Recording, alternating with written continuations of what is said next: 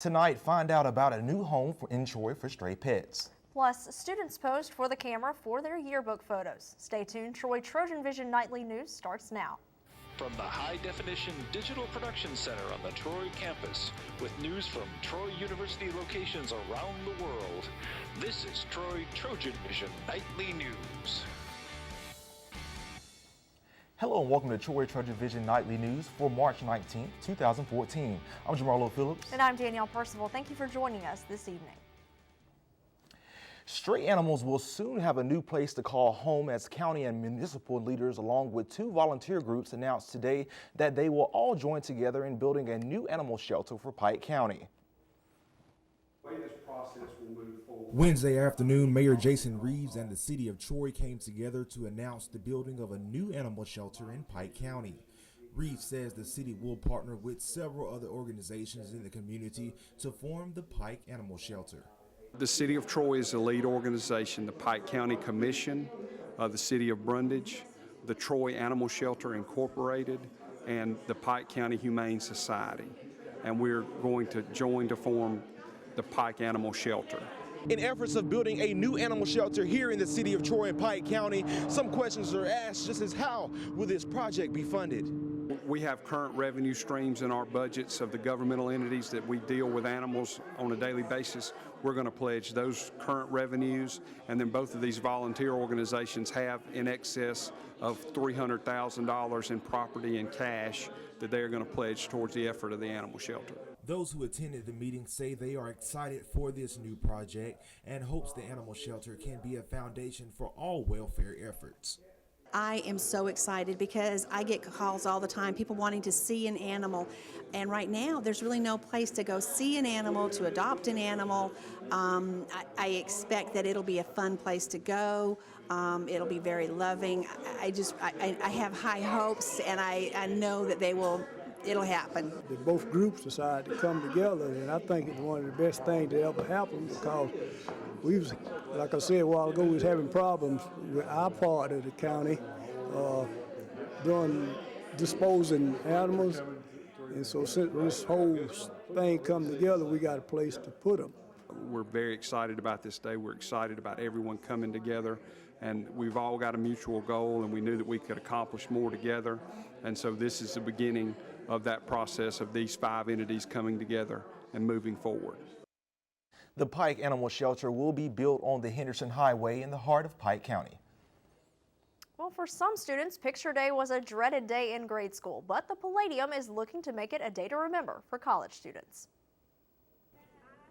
Many students will remember their college days more fondly than high school, and it might be the same way with your yearbook photo. Maybe your high school photo wasn't quite the way you want to be remembered for eternity.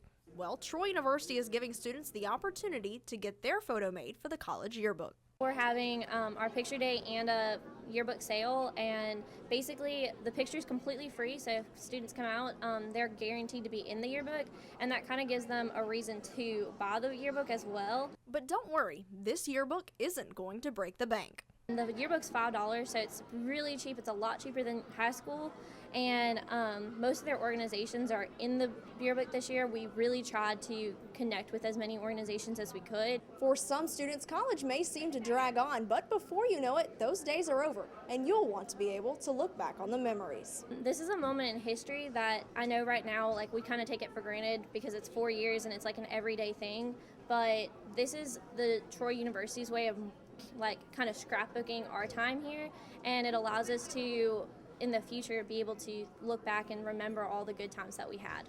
If you were not able to stop by the Palladium's table to order your yearbook, you still have the opportunity. They can email palladium@troy.edu if they're interested in buying a book.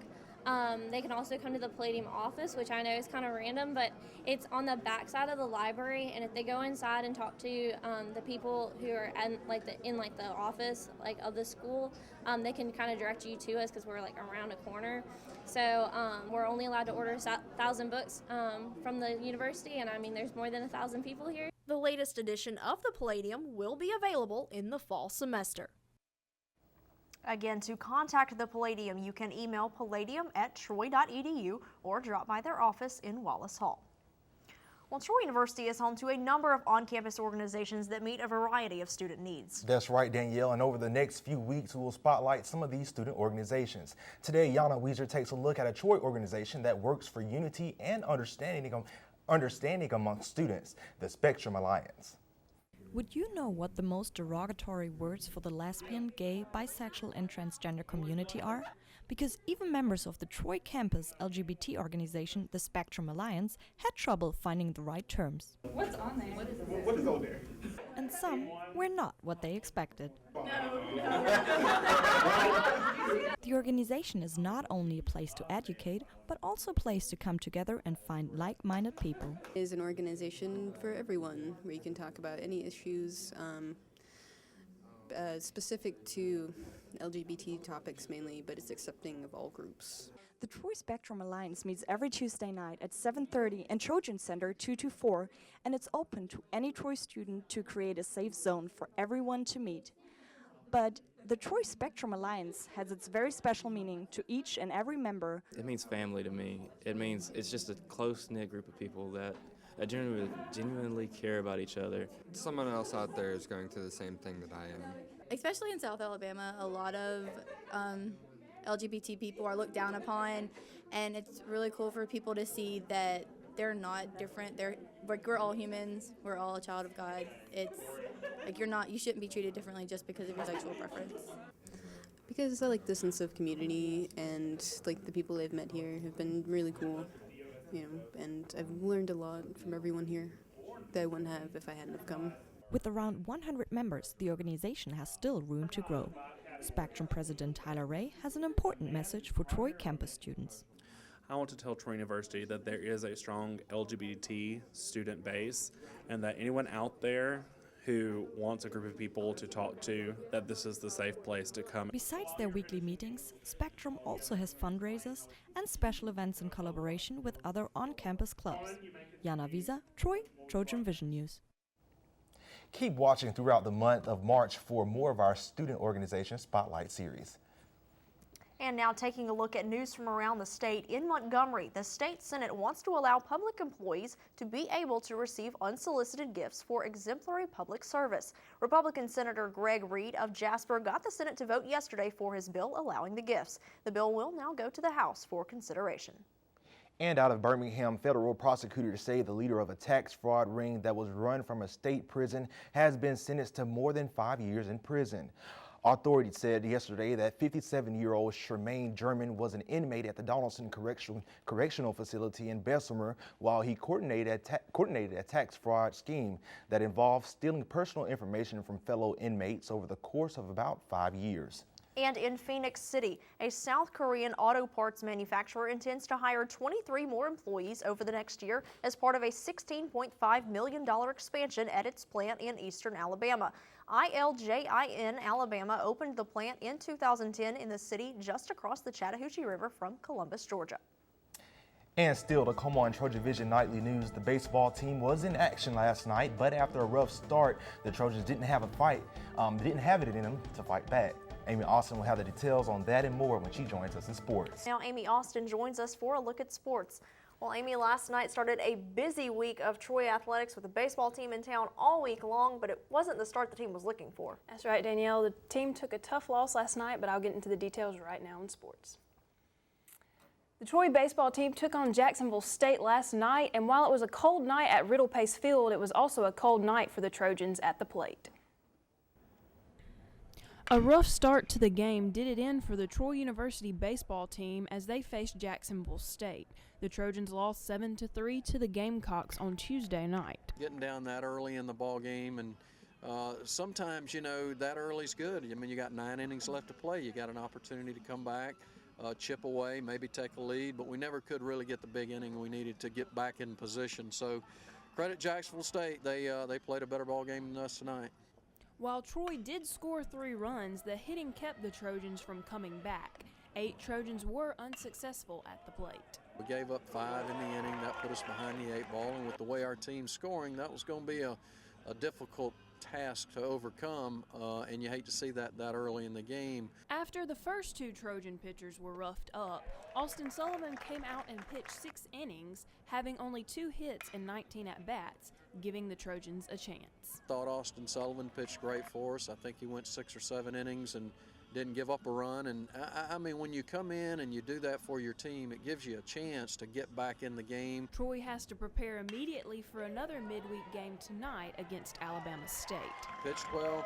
We've defended fairly well. Now all we got to do is add a little offense, and we should get our team turned back around. So easier said than done, but we're certainly searching for that moment to get us turned around. The team will be back in action tonight, completing the game away game last week against Alabama State, where Troy was winning 8-5, headed into the top of the 8th. The two teams will then play a complete game that was originally set for tonight. First pitch of Game 1 will be at 6 p.m. The tennis team took on Bradley today at home. Troy recently defeated 9th-ranked Xavier on Sunday by a score of 6-1.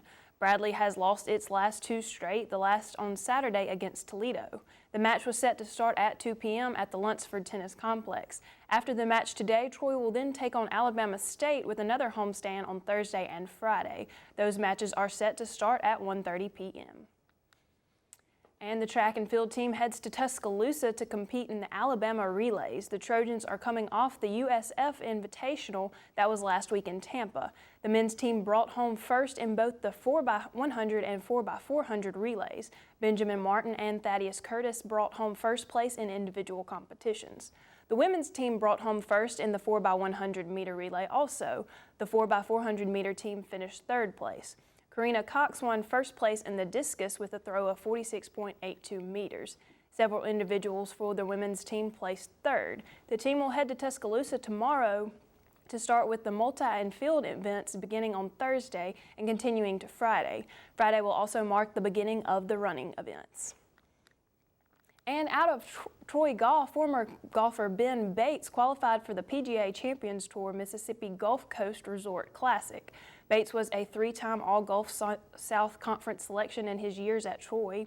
He was also a key part of Troy's 1984 NCAA Division II National Championship team and 1983 runner-up team. As a sophomore, Bates won the Gulf Coast Conference Individual Championship. This will be the 12th Champions Tour for Bates, who has played in 122 PGA Tour events. The Classic will start on Friday. So, Jamarlo, Danielle, we wish the baseball team best of luck tonight as they get back out there and hope to finish the game and, then get into another one so maybe they can get some wins tonight. Absolutely. Make up for last night. Maybe get a little bit of a double action tonight and, pick up a couple wins heading into the weekend. That's right. Busy week of baseball. Yep. Thanks, Amy. All right, thank you.